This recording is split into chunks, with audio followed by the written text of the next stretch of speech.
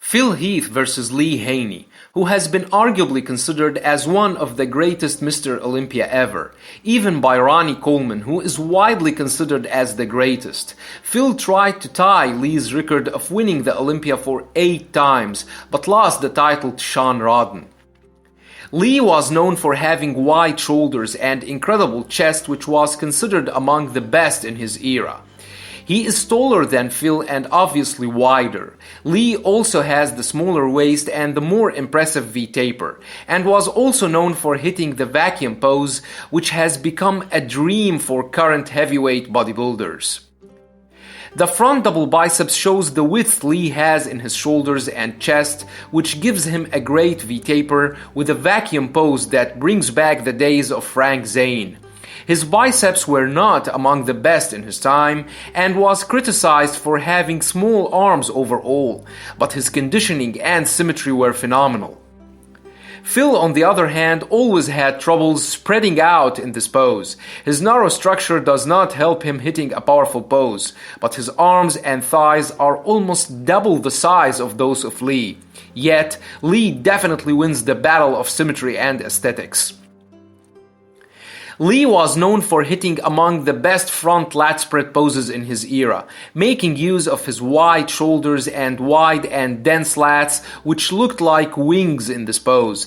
His narrow waist and unmatched conditioning added to his intimidation. Phil, on the other hand, is not known for hitting an impressive pose due to the same problems which prevented him from hitting an impressive front double biceps, namely the narrow structure.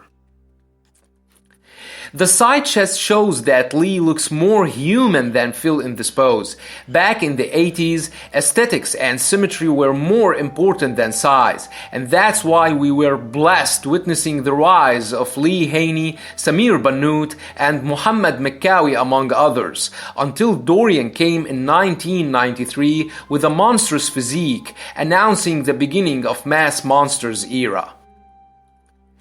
Phil definitely has the more massive and pumped traps, shoulders and arms, but Lee definitely wins the battle of aesthetics. In today's standards, Phil might be unbeatable in this pose, but in comparison with the 80s era, Lee still looks more aesthetic and pleasant to watch.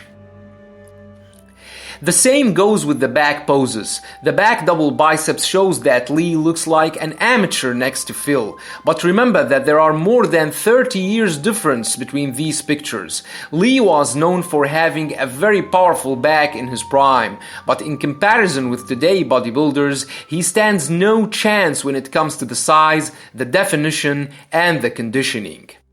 The question is, how Lee would have looked like had he competed nowadays? The rear lat spread shows that Lee is wider than Phil, and that's not surprising, considering Phil's narrow structure. Phil, however, makes it up with the depth, the density, and the conditioning he shows in this era, which enables him to defeat bigger and wider bodybuilders such as Rowley, Ramy, and Dennis Wolf. Although Phil is known for hitting among the best side triceps poses ever, Lee stands his own and shows phenomenal horseshoe triceps with visible striations. His midsection was ripped and tight, and back then, these guys knew nothing about the bloated stomach. Not taking anything away from Phil, who would be considered among the greatest in this pose, but Lee looks more human, more aesthetic, and pleasant to the eye. Phil's bloated stomach prevented him from hitting a proper abs and thighs. Lee also was not known for having aesthetic abs, but he was able to hit the vacuum pose and his lats were wider than those of Phil, so he definitely would look more aesthetic. Phil, however, has the more massive and the better conditioned thighs, but keep in mind that there are more than 30 years time difference between these two. The most muscular shows that Phil is almost double the size in his shoulders, arms and thighs, but Lee's chest is still wider and more massive, and has the smaller, the tighter and the more aesthetic waistline. Regardless the size advantage in favor of Phil, Lee's conditioning was phenomenal, with the visible veins and striations he shows everywhere. Phil wins the size and Lee wins the aesthetics. This is the main difference between these two eras.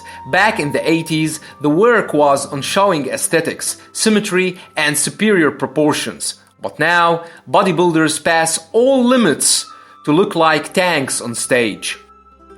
If I had to choose between these two physiques, I would definitely go for Lee's physique. He looks way more aesthetic with the smaller waist and the tighter midsection, and was able to hit the vacuum pose as well. I don't care about having monster arms and legs, if that will be at the expense of my aesthetics, symmetry, and above all, my health. Let me know what you think about this matchup, and don't forget to subscribe, share, and like. Thanks for watching, and have a nice one.